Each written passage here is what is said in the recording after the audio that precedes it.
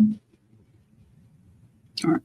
Good morning, Waycross. My name is Patrick Simmons. I'm with the Business Integration Department with the City of Waycross. And I have with me today Ms. Monica Miles with SBA. Good morning, Waycross. My name is Patrick. And today we're going to talk a little bit about we still realize several of our business partners and residents are still recovering from Hurricane Helene. So SBA has some programs and some things that they offer that you can perhaps use to take advantage to get some of those repairs done. So we thought it'd be a good thing to come on this morning and talk a little bit about those things. Ms. Monica will go into some details, provide you with some resources, also some contact information, and of course, anything that I can help you with. If you have any questions after you watch this video, or if you watch it later, please reach out to me and I'll provide you with her resources and also maybe some other resources that we can make sure you're up and running again. So with that, I will turn it over to Ms. Miles to tell us a little bit about what SBA offers for our community. Yes, well, good morning, and thanks so much for inviting the SBA to your program. Great having you. So although we're called the Small Business Administration, part of the federal government, when it comes to disasters, the SBA is partners with FEMA, and we're able to provide low interest rate disaster loans to people who are homeowners, people renting their homes, businesses large and small, and as well as most private nonprofit organizations. So those loans are available here in the county and many of the other counties, because this was Hurricane Helene was such a large disaster. With respect to a homeowner, if they had property, their real estate that was damaged as a result of Hurricane Helene, they can apply for a low interest rate loan at the rate of 2.813%. for up to $500,000 worth of damages. Sometimes a grant from FEMA or their insurance proceeds are not enough for them to be able to recover from the disaster. And that's when the SBA really comes in handy for during the disaster in order for people to have a full recovery. For the homeowner or the person who's renting their home in one of the declared primary counties, the SBA can give a loan up to $100,000. Again, the same interest rate, 2.813% is the lowest interest rate we have for the homeowners and people renting their homes. And then for businesses, the interest rate is as low as 4%. And for the nonprofits, the interest rate is 3.25%. And so the nonprofits are the private nonprofits, such as churches, private schools, things along that nature. For the businesses, the property that could be that might have been damaged could be their real estate. It could also be their business personal property, such as their inventory, equipment, machinery, vehicles, just different things that they use for their business. For a business, it's up to $2 million. And that's for all kinds of loans that they might be able to apply for and obtain from the SBA. The maximum amount is $2 million. And the businesses also can apply for what's called an economic injury disaster loan. The businesses and actually also the nonprofits can apply for an economic injury disaster loan. And that's when for the business lost income, and the business owner makes a direct connection to that loss as a result of Hurricane Helene. And as a result of that, they might have less income and have not been able to pay all of their ordinary and necessary expenses, such as their employees or their rent or utilities, supply bills, and they can apply to the SBA for an economic injury disaster loan, which is also called a working capital loan, in order to keep the business afloat and operating. And again, it's, that along with a property damage loan or any other loan that they might try to obtain, the maximum amount is $2 million. And of course, it depends upon what the business is eligible for. Right. And same with the nonprofit as well. So they have those same terms available to them. So I have a quick question for you. I know you mentioned renters, which you often sometimes renters feel like they're the forgotten people when it comes to things like this. So what would a renter qualify for? For a renter and actually a homeowner as well, could also apply. That maximum amount of $100,000 for them would be for their clothing, their furniture, appliances, a vehicle, things, their personal property, up to $100,000. And then that homeowner has the possibility of up to $500,000 with respect to the real estate itself. So the renter and the homeowner could both potentially qualify. Yes. Okay. So renters, if you know, I know a lot of times, like I said earlier, they seem to forget about renters when we offer programs, but this is a great way. If you had any damage, lost any of your household appliances, anything like that, to take advantage of this program. Definitely look into it. And as we get further into the conversation, we'll let you know how you can reach out and apply and ask questions. So mention of applying, how would somebody apply?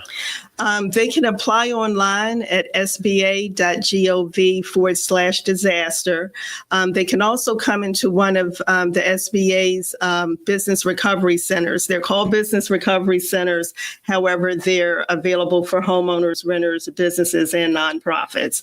At this time, FEMA has a representative in most of our business recovery centers as now. And they have been changing, their location has been changing recently as the SBA and FEMA both are trying to serve as many counties as possible. So what I'm telling people these days is to call the SBA when they want to try to meet with an SBA customer service representative in person to get the closest center to them. SBA's phone number is 1-800-659-2955. For the hearing impaired, they can call 711 and just let them know that they want to find out what is the closest center that they can go to in their zip code, give their zip code, and SBA will let them know what's available that day for them. So we will get that web link posted in the comments and also that telephone number. And again, if you can't find it, don't see it in the comments, always feel free to come to City Hall and ask for Patrick, and I'll be glad to help you with that information too. So you mentioned it's the preferred method. So even if they go to a business center, is it still online they need to do, or is it paper copies? No, they can. Sometimes people submit something online, might have an issue, can't finish it up online. They come in person, or they can just come in person, and the SBA customer service representative will submit, the application with them at that time. They can sign off on it and everything. If they come in person, we tell them to bring their identification card, social security number. If it's a business, they need to have the employer identification number for the business, a list of their expenses, and their income as well, account balances.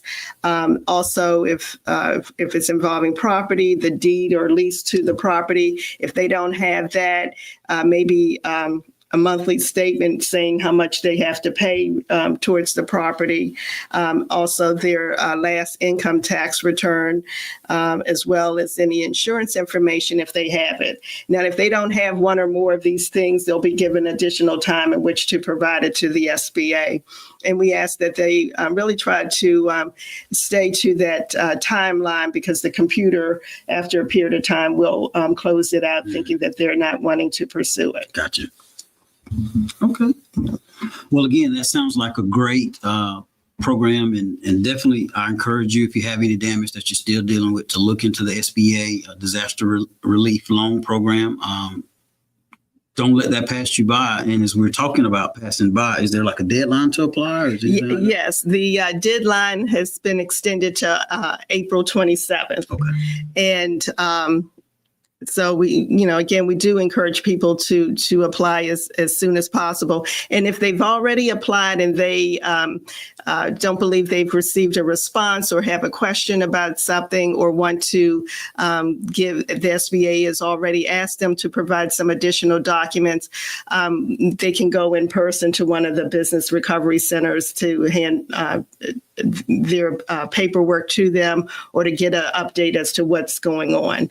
And then the SBA really tries to help people obtain the loans. Sometimes people's application is not approved, and that might be because we needed some additional documents and they never submitted it, didn't realize they were supposed to submit it. Although we do send an email or letter to them asking for the information. People were under so much stress as a result of the disaster, they might overlook it. So, we try to call them after a period of time to remind them of this and to help them to provide the information to go forward with their loan if that's something they still want to do. And then we also help people who might have it. People often say, well, what's my credit have to be? Right, so the SBA looks to see if it appears that the applicant is going to be able to pay back the loan. So we help people with that as well. Sometimes they might be able to take a little class with us or one of our partners in the community where they're taught how to improve their credit situation. And then once they apply for the loan, and if it's not approved initially, they'll have a 6-month period of time in which to ask for reconsideration. And 6 months is actually a good period of time for many people to be able to improve their credit, or to get another person to get on the loan with them. Maybe get a little part-time job or something for a period of time and improve their situation. So we're still trying to help the people out. Okay. So as long as they start the process by April 27th, then they're good for some of the things you just mentioned they might need to do. Yes, yes. And then with respect to the loans as well, not only the low interest rate, but there's no application fee. During the first year of the loan, no interest accrues, and the first payment is not due on the loan for a period of 1 year from the date where they get the first proceeds from the loan. So, all these things are very helpful to people to help them be able to recover over a period of time. The loan terms are usually up to 30 years as well. All right. So, but my final question that I can think of is this is only for Hurricane Helene, correct? Yes. Hurricane Debbie still can take applicants in those particular counties as well. But this is just for Hurricane Helene. Because we had a few businesses that had some damage from the snow, but y'all don't have anything that would benefit them? Not that I've heard of, but they can talk to the emergency manager to see if anything was done about that. All right. So. All right. Anything else you could think you might want to share before we? Well, just to, again, FEMA is also there if they want to check on their application with FEMA as well, and to look out for both calls from FEMA and the SBA because FEMA is calling people as well. And also the Red Cross told me that they were calling people as well. So, for additional assistance and, so people can come on into the centers. That would be great. Well, Ms. Miles, again, thank you for bringing this resource to us. Thank you for coming in personally to meet with us last week and being willing to do this. This is a great resource for our community. So again, I just encourage you to definitely look at that website. If you have any damage that you're still dealing with, you lost any wages or any inventory, renters, homeowners, all of those business owners, definitely look into this resource while it's available. That April 27th deadline will come up really quick. And I hate for you to say I missed it. So look into it. If I can help you, feel free to reach out to me here at City Hall. And I'll also post my telephone number in the comments. And I just want to remind you of a couple things before we leave. Today at 12, we're having our codes and ordinance discussion with Community Improvement Director Mark Hawkins. That'll be in person in the chambers and also live stream, so you can post your comments there.